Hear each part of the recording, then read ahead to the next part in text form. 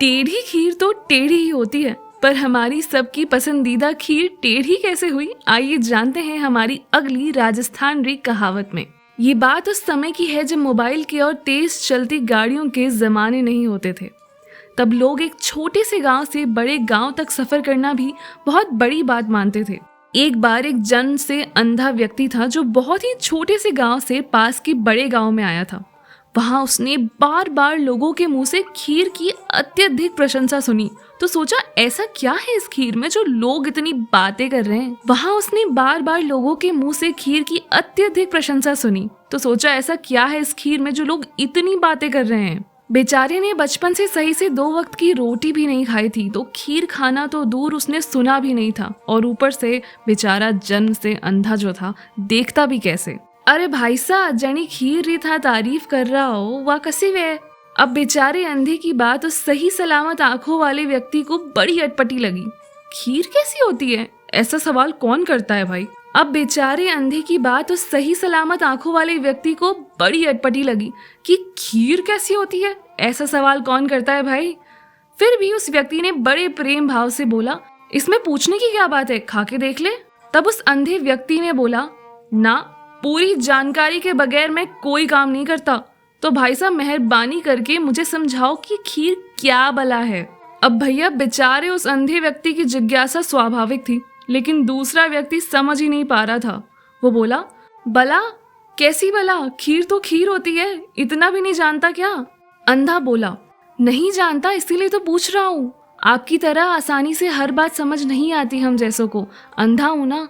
पर आपने तो अपनी आंखों से अच्छी तरह से देखभाल कर खीर खाई होगी ना, फिर उसके बारे में बताने में क्या मुश्किल है। आप तो मुझे मामूली इशारा ही कर दो भाई साहब, मैं सब समझ जाऊंगा। अंधों की नजर ना सही, अकल बहुत तेज होती है। अब बेचारे भाई साहब, उनके सामने तो विकट समस्या खड़ी हो गई कि अब एक अंधे व्यक्ति को कैसे समझाएं खीर कैसी होती है। ऐसी समस्या का सामना तो नहीं किया था उन्होंने भी। थोड़ा बहुत माथा दौड़ाया उन्होंने तो एक बात सूझी कि खीर का रंग सफेद होता है और बगुले का भी। जोश के साथ बोला, खीर का रंग बगुले की तरह सफेद होता है। अब बेचारे अंधे को बगुला कहाँ पता होगा, तो उसने फिर शंका की और पूछा, मुझ अंधे को सफेद क्या पता, और ये बगुला कैसा होता है।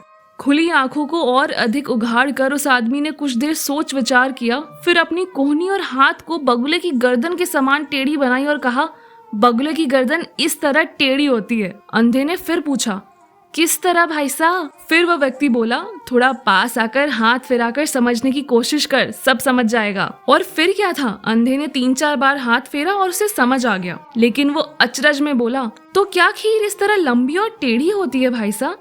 तब तो लोग बेकार ही इसकी तारीफ करते हैं। ऐसी टेढ़ी खीर गले में फंस जाए तो प्राण लेकर ही छोड़े। ना जाने आप लोग ऐसी टेढ़ी खीर कैसे खा लेते हो। मैं तो भैया मरते दम तक कभी खीर नहीं खाऊंगा।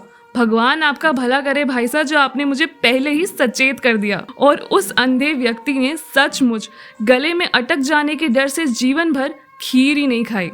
इस अतरंगी राजस्थानी कहावत से हमें ये सीख मिलती है कि अच्छी तरह समझे बिना जो व्यक्ति ज्ञान का थोथा अभिमान करता है, उसकी जानकारी अंधे की उस टेढ़ी खीर से बढ़कर नहीं होती, और ज्ञान का अंधकार बड़ा अडिग होता है। अब देखो, अज्ञानता में ही उस अंधे ने जीवन भर खीर जैसे स्वादिष्ट पकवान को त्याग दिया। आपको हमारी आज की राजस्थानी कहावत कैसी लगी, हमें कमेंट करके जरूर बताइएगा। और अगर आप हमसे कोई कहावत या उससे जुड़ी कहानी साझा करना चाहते हैं तो हमें बेझिझक बताएं।